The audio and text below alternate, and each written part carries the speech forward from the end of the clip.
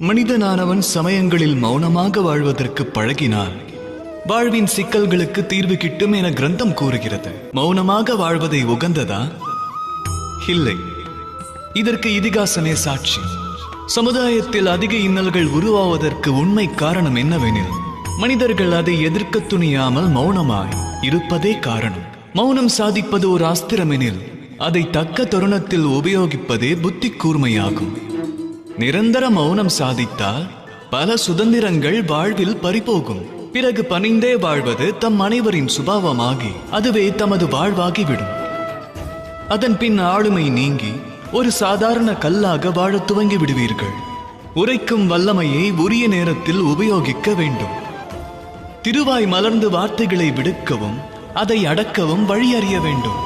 மௌனம் மகத்துவமே, ஆனால் தக்க வேளையில் அதை கலைப்பது அதைவிட அதிமகத்துவம் வாய்ந்தது.